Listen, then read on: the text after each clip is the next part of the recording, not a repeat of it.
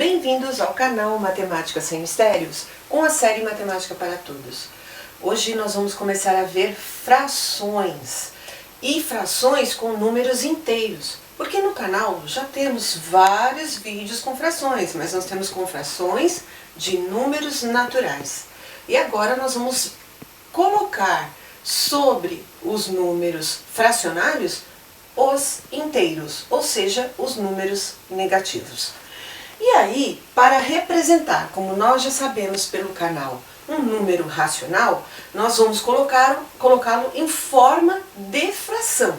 Então, o que seria isso? Seria pegar um número qualquer como numerador e um outro número qualquer como denominador, ou seja, um número A sobre um número B. E isso, então, a gente coloca dentro do conjunto dos números racionais, que eu disse a vocês, e nós representamos pela letra Q. E como ficaria isso? Então, seria esse número A sobre esse número B, de forma que esse número A seja um número inteiro, por isso que eu disse pertencente a Z, ou um número B, também inteiro, também pertencente a Z. Mas esse número inteiro que está no denominador, ele vai ser um número diferente de zero, porque nós vimos que divisão por zero não é possível. Não há um número que eu multiplique por outro e dê zero. Isso por causa da divisão. Sendo assim, como é que eu poderia colocar esses números em forma de fração? Ou seja, em vez de ficar falando de forma genérica, em letras, como é que eu coloco isso em números, que são os inteiros? Então, nós temos aqui a fração 1 sobre 2, ou 1/2, que é a forma da leitura. É dividir alguma coisa pela metade. Mas nós estamos mexendo agora com representação, nem com a parte geométrica. Nós estamos apenas conhecendo a composição de uma fração. E aqui no caso, esse numerador para nós é o número inteiro 1, o denominador, o número inteiro 2. Aí eu disse para vocês, é igual a 2/4.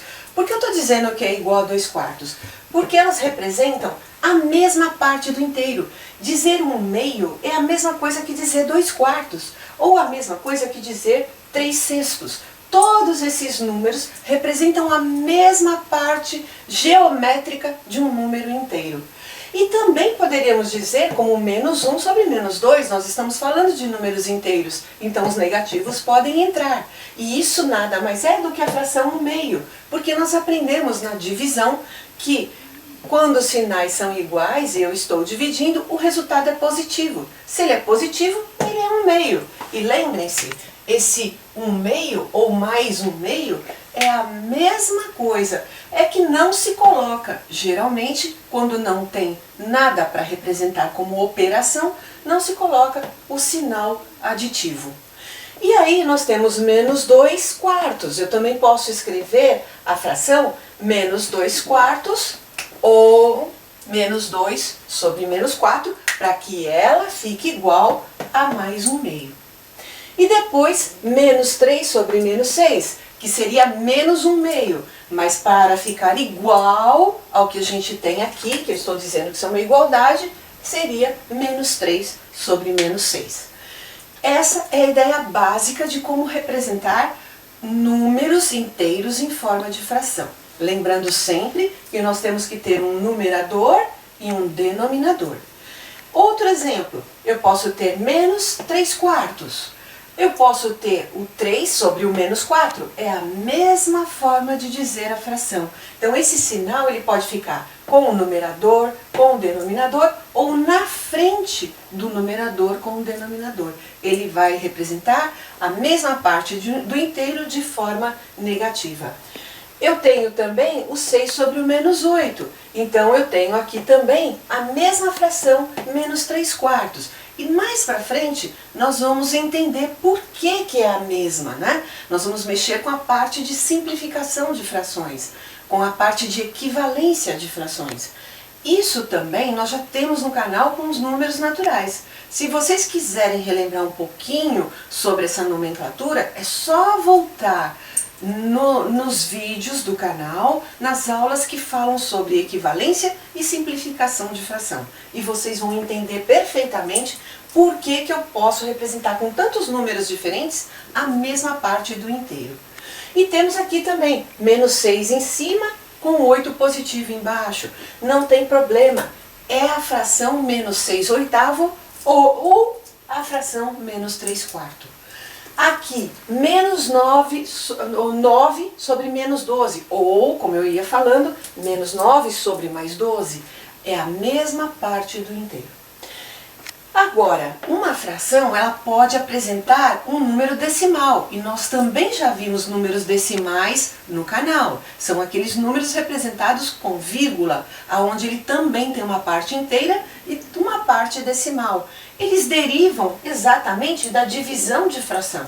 E esse número decimal, ele pode ser exato ou periódico.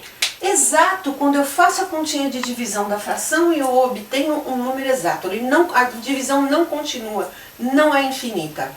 E periódico é quando apresenta uma dízima, ela pode ser infinita, e essa dízima, então, ela representa um período, um número que se repete. E aí eu posso ter várias formas de representar. Eu posso colocar o número se repetindo várias vezes, com a reticência de que ele é infinito, ele é periódico, é uma dízima, e eu posso colocar esse mesmo número com uma barrinha em cima, que essa barrinha representa que esse número se repete várias vezes.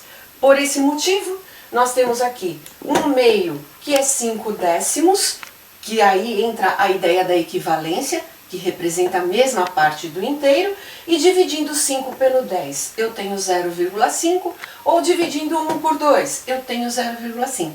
Exatamente isso, ou seja, o resto dessa divisão é zero, por isso eu digo que é um decimal exato. E eu posso também ter menos 3 quartos, quando eu divido 3 por 4, eu vou ter menos 0,75 por causa do sinal que está aqui na frente. Também de forma exata, porque o resto dessa divisão é zero. Então, é um decimal exato.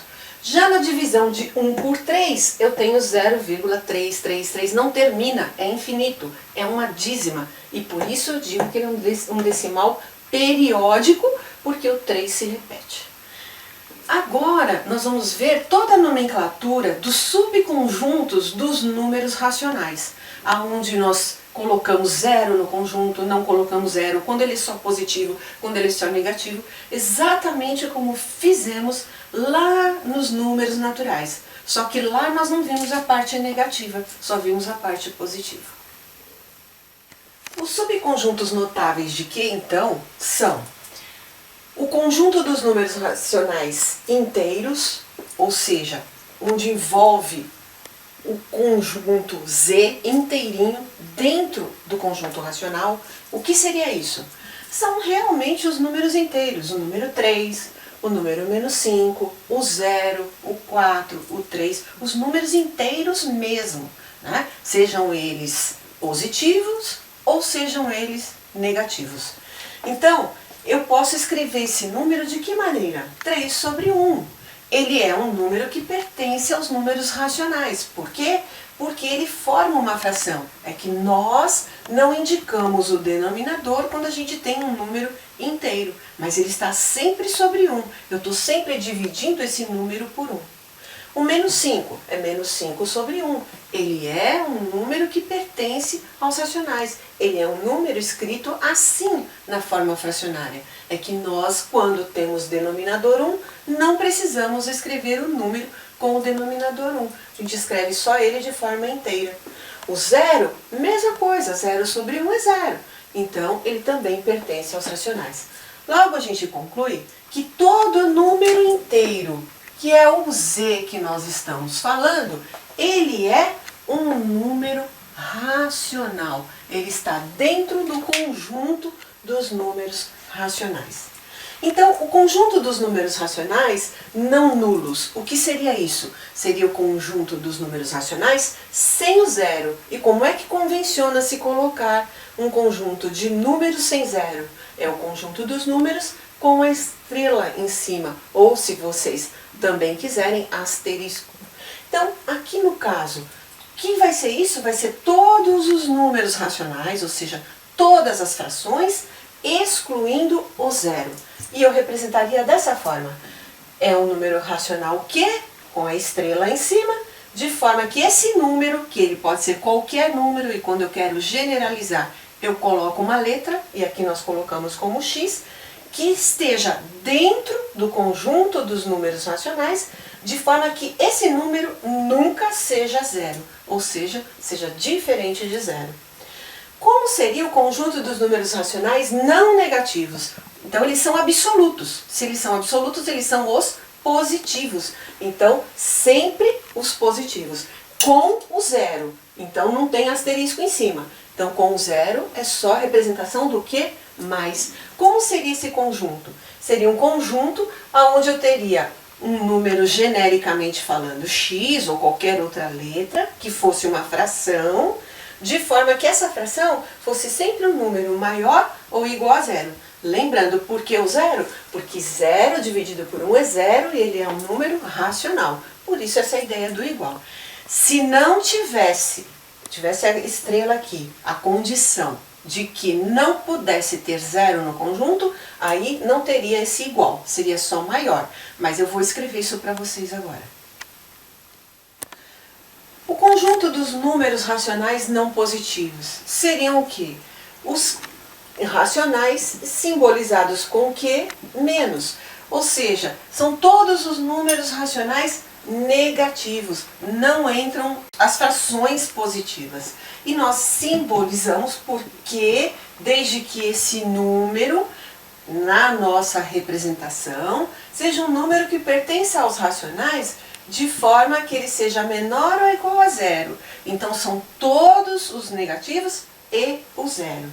Mas, aquele símbolo que eu tinha colocado para vocês do asterisco, ele quer dizer que eu tenho que retirar o zero do conjunto, desse todo que eu represento.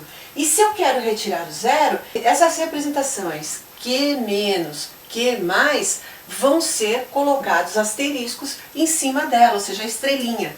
E aí nós temos essa representação, Q estrela mais, o Q asterisco mais. Seria o quê?